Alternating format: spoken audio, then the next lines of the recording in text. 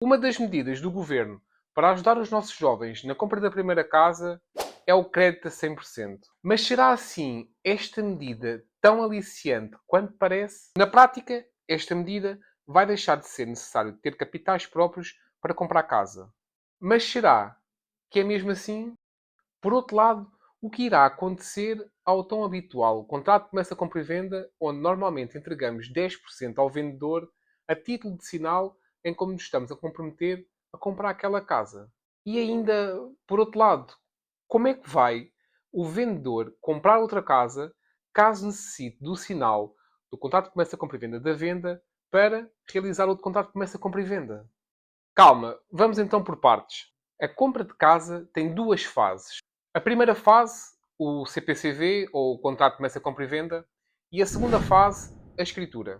Como é que se processa o crédito à habitação no meio destas duas fases? Imaginemos, como exemplo, que estás a adquirir uma casa por 200 mil euros e vais comunicar com o banco e dizes: Senhor Banco, estou a comprar uma casa por 200 mil euros e preciso que me empreste dinheiro para a compra. o banco vai-te emprestar 90% da aquisição. Ou seja, neste caso são 180 mil euros. Tu, por tua vez, vais entregar os restantes 10%. Ou seja, 20 mil euros ao vendedor no CPCV. É precisamente aqui que surge um dos problemas.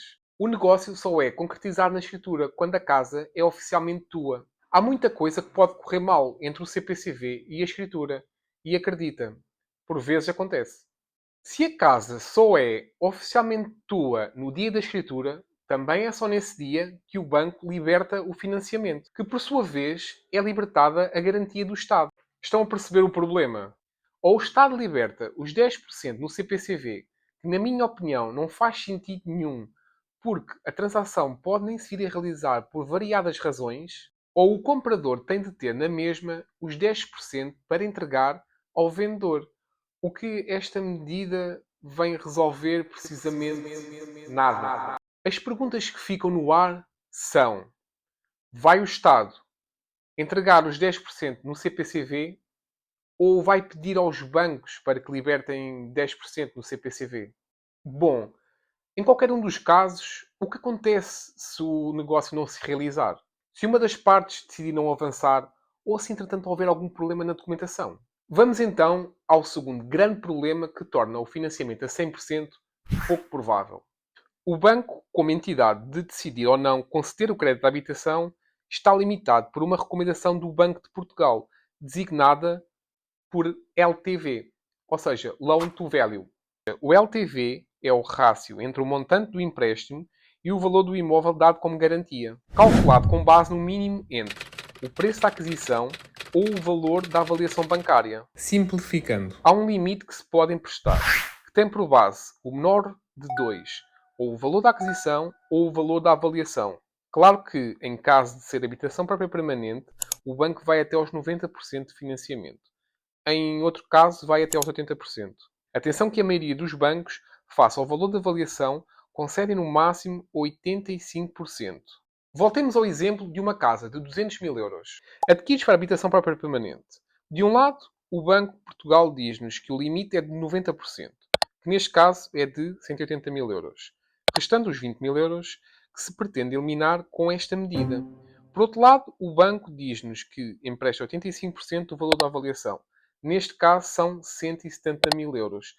Se o valor da avaliação fosse exatamente igual ao valor de compra. Resumindo, se a casa que estás a comprar por 200 mil euros, com 90% de financiamento, for avaliada em exatamente 200 mil euros, o banco verifica qual é o menor valor, ou os 90% do empréstimo, ou os 85% da avaliação. Neste exemplo, concedia 85%, que é o menor dos dois. Portanto, para usufruir desta medida, qualquer casa que estejas a comprar tem que ser avaliada no mínimo 15% acima do valor de compra. O que não é tão habitual no mercado atual, inflacionado, devido à oferta versus a procura. Principalmente se estivermos a falar do mercado para a maior parte dos comuns mortais. Portanto, ou se mantém por parte do Banco de Portugal emprestar os 90% e esta medida vem mudar precisamente nada, ou deixa de existir a prática dos 85% do valor da avaliação e retira-se também o limite dos 90%, o que na minha opinião seria uma bomba Hiroshima em cheio no coração do sistema financeiro em Portugal.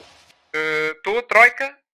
A meu ver, o Banco de Portugal faz bem em manter os 90%, porque se vai evitar erros do passado, onde se, por exemplo, contratava um crédito de habitação e pedia-se mais um bocadinho ali no crédito, onde podíamos mobilar a nossa casa, comprar um carro novo e, quem sabe, ir de férias para um destino paradisíaco.